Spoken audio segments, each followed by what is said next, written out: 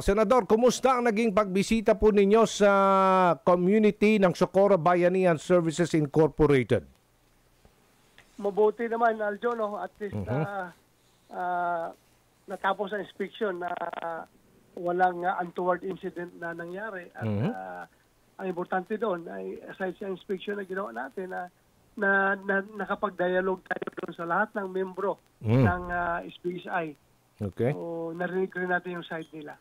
Meron ba kayong natuklasang mga irregularidad dyan sa Sitio Kapihan? Opo, kung saan ay nagkukuta ang di umano'y kulto. Batay ito din sa naging payag ni Senadora Risa Ontiveros. Marami daw mga irregularities, sir, no? Let me validate it from you, sir. Itong child marriages, na nabuntis pa. May mga absence din ng mga listahan and record keeping and ng SBSI tungkol naman sa mga namatay po dyan, including yung mga location, hindi nila alam kung saan nailibing. So yun nga nakita natin ngayon, no, Aljo, yung isang malaking irregularidad ay yung kanilang libingan doon na tila sa tingin ko haphazardly prepare, no, nung malaman lang na magkakaroon ng inspection, parang mabilis na prepare, nilagyan ng mga pangalan, nilagyan ng ng cross. Yun nakita natin at nagtataka tayo bakit puro mga karamihan puro bata yung mga nakalibing doon. At pagdating naman doon sa mga aligasyon tungkol sa mga forced marriages, no, mga child labor, ay kinausap natin yung mga tao doon sa loob mismo ng bayanihan at they were unanimously denouncing sa allegation. Talagang dinay nila yung mga allegation na yan. Pero yung inisa-isa kong imbestigahan yung mga ibang tao doon na gusto kong malaman na nag-surface ang pangalan noong Senate investigation natin, hinanap ko doon sa loob ng kapihan at isa-isa kong kinausap yung mga minor de edad dati na kinasal. Ngayon ay mga old age na. Lahat sila ay preparado sa kanilang mga sagot. Preparado, halatang may nirehearse lang yung mga answers nila. Uniform, halos uniform yung kanilang answer. Tinanong mo kung kinasalba sila ni Senior Aguila. Ang sagot direktang dininay na hindi at wala daw authority si Senior Aguila na magkasal doon sa kanila. So prepared yung mga sagot nila. Opo. Okay. Totoo ba ito mass grave ng mga sanggol, Senador? Gaano po kadami? Mass grave ba? Kung basihan natin doon yung mga naka-record lang, no, doon sa kanilang notebook, ay marami-rami na rin yun, mga nakalibing doon. As to a mass grave, no, hindi ko masabi dahil iba man yung definition natin na mass grave, no, iba yung formal na libingan. Basta yung libingan na doon, merong nakalagay talaga na cross na kung saan doon nilibing yung may mga pangalan naman patay. Ng mga namatay. May mga pangalan naman at may mga pangalan naman, yun nga natin nalaman na puro bata ang nilibing doon dahil minsan doon one day pa lang patay na, meron one month patay na, one year patay, so na-determine natin ng mga bata. So kasama yan sa iniimbestigahan po ng Senado, ito pong paglilibing sa mga bata, tama ho ba? Yes, aside from determining yung legality pag nag-conform ba sila sa standards na set forth by the government, no? Lalong-lalo na yung local government sa pagbigay ng authority, yung permit na maggagawa ng sariling libingan diyan sa loob ng kapihan, kung meron ba ito o wala. Pero apparently wala talaga. Isa pang dapat tutukan ng pansin ay yung aking minungkahi doon sa NBI that they have to conduct further investigation as to the circumstances behind the death of these children. O, ano ba, bakit gano'n? Bakit namatay? Ano ikinamatay po niyan? Oo. Oo. Saan sila, saang ospital sila dinala bago namatay o ginamot? Walang ospital. Walang ospital. In fact, sumabay sa aming pag-ocular inspection doon, yung exhumation na ginawa ng NBI, sinabay nila doon dahil nga mayroong isang father doon na nagreklamo sa NBI na yung kanyang anak na nilibing doon sa isang lugar ay tila nilipat sa ibang lugar. Nandun naman, nalukit naman nila, may pangalan sa cross na nakalagay doon. Dahil nagreklamo itong father, dahil nga yung namatay doon yung kanyang anak dahil hindi sila pinayagan na dalhin sa ospital yung kanyang anak. Uy. Oo, dahil nga, bakit daw dalhin sa ospital na andyon naman yung kanilang doktor na kanilang Diyos daw na si Senyor Aguila na mapagaling doon sa bata. Kaya namatay tuloy yung bata. So yun, pina-exhume niya sa tulong ng NBI. So walang ospital doon sa loob ng SBSI? Wala ding mga gamot? Walang clinic? Wala. Sus, forbid. Wala. According to the secretary, no, yung nakausap natin na secretary ng SBSI, siya yung lumalabas na nagsasalita doon na meron, pag may mga anak daw, may sakit, meron daw sila mga membro na registered nurses na nag-aalaga. Pero hindi naman hinarap sa amin yung mga registered nurses na sabi nila. Ang problema nga lang, yung father na nagreklamo doon ay nagsabi na yun nga, ang tumatay yung doktor nila doon ay si Senyor Aguila. In fact, yung mga anak na yung asawa daw niya, bago namatay yung kanyang anak, ay si Senyor Aguila pa daw nag-perform ng IE doon sa kanyang asawa. So sabi ko, anong alam ni Senyor Aguila na hindi ka nakatapos ang high school, tapos mag-IE doon sa isang babaeng mga anak. So, yun nga, malaking question yan. Bakit nangyayari? Kung doktor siya, ang tawag doon, quack doktor tawag doon. Quack doktor. Bida. Wala din sila mga gamit sa operasyon, mga equipment. Wala. Wala din. Wala. In fact, di ba during the hearing, isang bata doon na pag sila may sakit daw, ang pinapainom daw sila sa gamot ni Senyor Aguila ay yung tae ng kambing na ginigisa, hinaluan ng kung ano-ano, at yun ang pinapainom sa kanila, yung tae ng kambing. So, quack doktor nga, kalabasan ni Senyor Aguila. Okay. May iba po tayo. Ano naman ang paliwanag ng mga taga-SBSI dito sa force training na nakunan sa video kung saan makikita na may military-like training ang mga taga-Socorro? Yun nga, pagkalahatang tinanong ko sila doon sa kanilang gym, no, sa loob, ay yung kanilang cultural center doon sa loob. Nag-assemble silang lahat. Tinanong ko sila, meron bang military training dito sa mga kabataan? Sumigaw sila, wala. Ang lakas ng sigaw nila.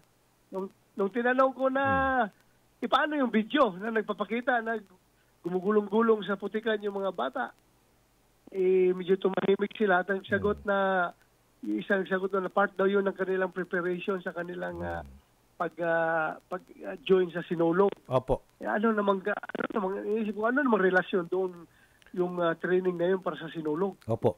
Sir, in aid of legislation, tayo nag-iimbestiga po dito sa Socorro, no? Kung ito ba'y kulto o hindi. Opo. Ang mahirap po nito, Senador, baka gagawin nilang kasangkapan ang kanila pong karapatan, no?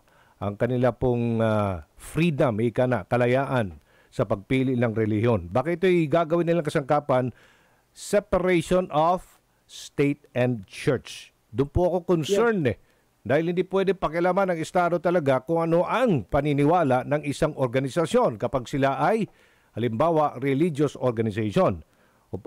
Kailan ba tayo, sir, gagawa ng isang batas talaga laban sa mga kulto without, of course, without violating dito po sa tinatawag na separation of church and state? Well, mahirap yan, no? Opo, yun ang mahirap po. Opo. Against the kulto dahil marami, ang constitutionality ng magiging batas na yan ay pwedeng i-challenge sa Supreme Court, no? Dahil very clear yan na meron tayong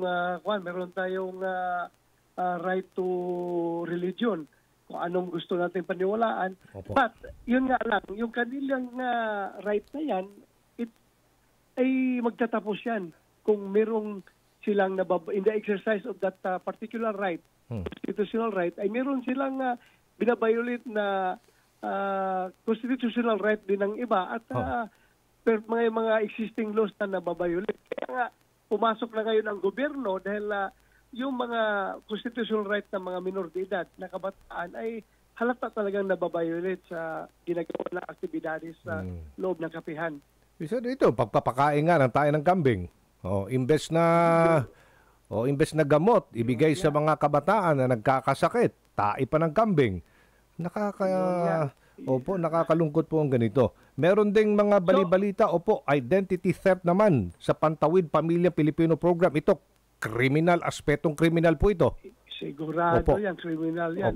At aside from that, identity theft, meron talagang corruption dahil yung 40% na tinatanggap nila ng purpose ay napupunta sa SBSI, hindi nila nagagamit, no? Individually sa mga recipient. So, corruption yan. Opo. Okay. Paumanhin po siya nakikinig ngayon, pasensya na, dumi ng kambing. Dumi ng kambing. Ano po ang next move ng inyong komite sa Senado matapos itong inspection sa SBSI, Senador? Well, we will conduct one more hearing. Then we will adjourn the hearing. Yung nga lang schedule ng next hearing ay hindi ko pa ma-fix dahil naka-break ang Senado ngayon at yung aking mga kasamahan ay may mga official mission doon sa ibang bansa, bumabiyahe, may mga engagement doon sa mga parliamentary forum sa ibang bansa. So, hinihintay ko pa pagbalik nila, then I will schedule right away ng second and final hearing ng SBSI. Nag-aanda ba tayong sampaan ng kaso itong grupo ni Senior Aguila na nakadetain pa rin dyan sa Senado? Tama ho ba? Ano pong plano natin? That will form part in our committee report, no? Yung pagsampa ng kaso sa mga responsibilidad doon sa pag-violate ng mga karapatang pagtao ng mga minor de edad. At as we speak right now, no, NBI and PNP have already filed cases against these people, yung mga opisyalis ng SBSI. So gumugulong na ngayon yung kaso nila and nakakatulong pa ngayon pag-contempt sa kanila, no, diyan sa Senado dahil mas malapit na sa kanilang humarap doon sa DOJ para sa kanilang mga preliminary investigation na ginagawa ng DOJ. Opo. So tumatakbo na yung mga kaso nila, Aljo. And okay. hintay lang tayo ng resolution nito from the court. Yung mga miyembro ng SBSI na nandun pa sa Socorro, ano pong plano natin? Para bumalik na sa normal ang kanilang pamumuhay at iwanan na ito paniniwala nila dyan sa kulto na yan, SBSI. Yung nga ang ipinresent natin sa kanila na possible scenario, no? Since suspendido ngayon yung kanilang PAC-BARMA, yung kanilang agreement between the People's Organization, SBSI, and the DNR.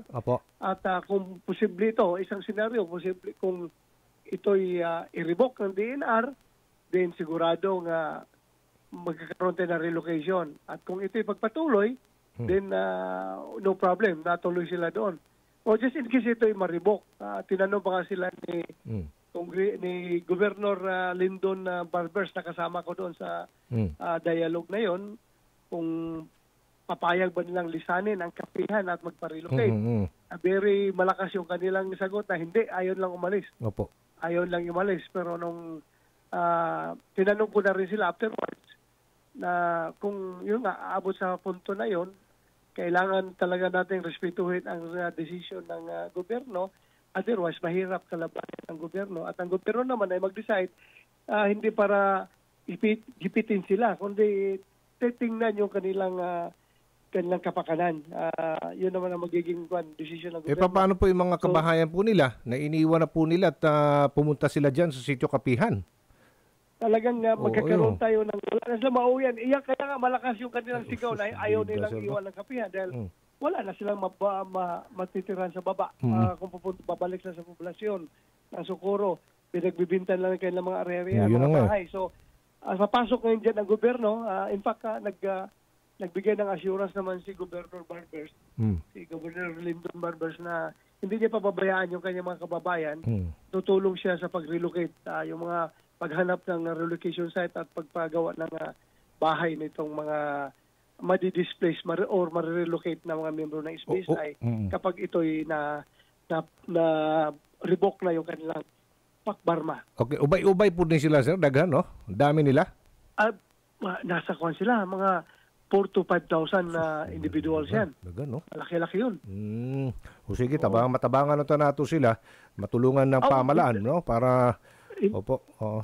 Hindi yan pababayaan ng gobyerno. Yes, In sir. fact, right now, one step ahead na ating gobyerno, meron na silang pinoform na interagency task force na parang mangangasiwa sa just in case hahantong tayo sa relocation.